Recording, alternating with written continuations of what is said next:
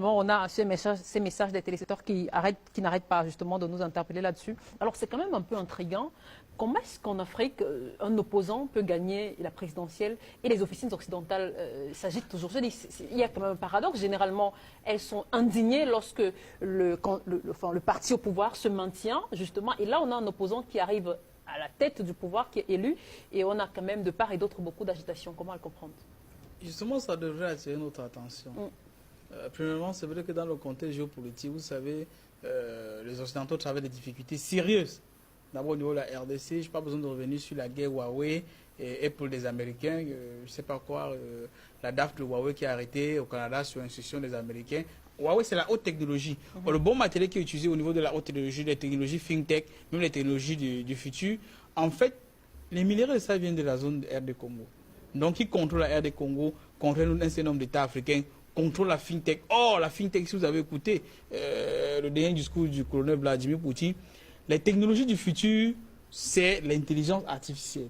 Et le matériel qui rentre dans l'intelligence artificielle sont des minéraux rares, sont des minerais rares que l'on trouve en grande majorité en RD Congo. C'est l'utificatif, une des variables utificatives de la grande guerre qui oppose les Américains ou le bloc occidental à la Chine avec la guerre commerciale. Je n'ai pas besoin de revenir là-dessus. Et quand les Occidentaux se rendent compte qu'ils sont en train de perdre, qu'ils sont en train de perdre la RD Congo, quand la France, par exemple, se rend compte qu'elle est en train de perdre à peu près la RCA avec les troupes russes qui sont positionnés là, mais il faut faire feu de tout bois. Il faut faire feu de tout bois, puisque ils savaient que les accords qu'ils ont faits, c'est plus avec le camp Fayoulou. Donc ils espéraient que le camp Fayoulou devait être là, je n'ai pas besoin de revenir. Et quelqu'un a bien fait de le souligner. Fayoulou est proche de Katumbi. Or, Katumbi, nous connaissons le nombre de coups qu'il a fait à Bruxelles. Quand les Congolais avaient besoin de lui à Kinshasa, à Lubumbashi. Mais il trouve qu'il va aller faire les réunions plutôt à Bruxelles pour avoir une solution au problème congolais. Or, quand vous faites des réunions huis clos, même ouvertes, même publiques, en Belgique, ce n'est pas pour défendre les intérêts des Occidentaux. Et sous cet aspect-là, celui que l'on a beaucoup financé, que l'on espérait qu'il devait être au rendez-vous de leurs intérêts, c'est M. Fayoulou. Mais il savait que lui, il a perdu les élections. Donc ce n'est pas le camp qu'il voulait qui a gagné les élections. Ils ont tout fait, même à la dernière minute. Estimant que Kabila, ils ont même essayé une hypothèse qui était là, sortie du chapeau, que Kabila pouvait rester au pouvoir même pour une transition de 3 ans. Mais, en fin de compte, que ce soit quand même pas Kabila qui soit là, mais surtout que ce ne soit pas un candidat qui leur est défavorable. Et, tout de magie, il savait que Kabila n'a pas gagné. Et que son candidat, même premièrement, le Kabila, il ne se maintient pas au pouvoir, son candidat n'est même pas deuxième. Il n'est que jusqu'à 3e. Ça veut dire qu'il n'était même pas près de gagner. Mais maintenant, le candidat sur lequel il ne comptait pas, puisqu'ils ont fait beaucoup d'analyses là, en disant que, et c'est vrai, plus ou moins, si on prend l'analyse de manière oblique, de manière transversale, c'était que Tshisekedi ne pouvait pas gagner puisqu'il n'est pas dans la coalition, il n'a pas d'expérience politique. Mais le peuple congolais en a fait le choix. Mais nous devons respecter un choix. On peut ne pas aimer, mais c'est le choix du peuple congolais. On doit seulement s'aligner. Ceux qui ont l'expérience, ceux qui ont des relations, ceux qui ont tout, ils n'ont pas gagné.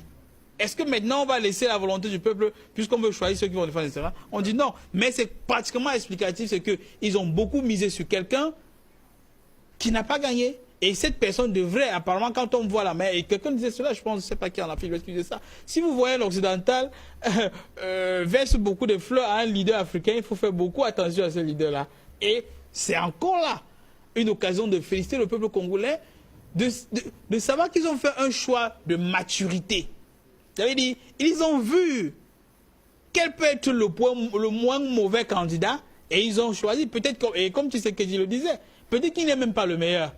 Mais dans le cadre actuel, dans le contexte actuel, ils estiment qu'il est le moins dangereux pour défendre leurs intérêts. Ils ont porté le choix sur lui. Pour moi, je pense que ce que les Occidentaux sont en train de dire, que ce n'est pas la vérité des juges, sincèrement, en guerre de la communication, on ne devrait même pas faire allusion à cela. Cela n'existe pas. Il y a eu le mouvement des Gilets jaunes en France. Quel Africain a parlé? Il y a eu plus de 10 mois en France. On aurait même pu envoyer les troupes là-bas pour faire l'interposition. Et ce n'est même pas fini jusqu'à aujourd'hui. Il y a une tonne de milliards que l'on a perdu en euros, dans les casques, dans les véhicules brûlés.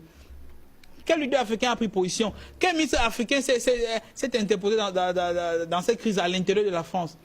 Le gouvernement italien, voisin de la France, a à peine fait une petite observation, on l'a ramené à l'ordre. Les Français l'ont ramené à l'ordre.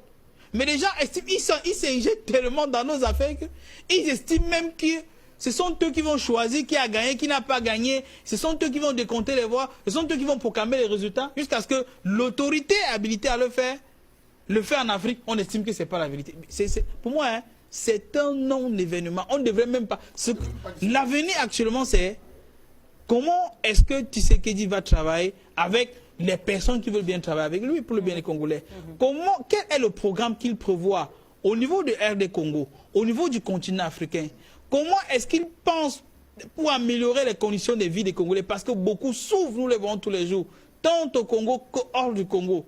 La préoccupation que l'Europe a dit ceci, la France a dit ceci, vraiment, ce n'est pas la France qui a payé ces élections, ce n'est pas la France qui nourrit les Congolais. Au contraire, je n'ai pas besoin de revenir sur une tonne de choses. À l'est de la RDC, notamment au Rwanda, sur le génocide français, sur le génocide rwandais. Et la France a joué un rôle là qu'on connaît. La Belgique a matisé les Congolais pendant des années. Ce n'est pas à eux de venir aujourd'hui jouer les donneurs de leçons. Ils n'ont rien à dire dans ces élections. Les Congolais ont choisi un candidat de l'opposition et ce candidat a gagné. Nous devons tous nous aligner et respecter cette volonté. D'accord, merci beaucoup à vous.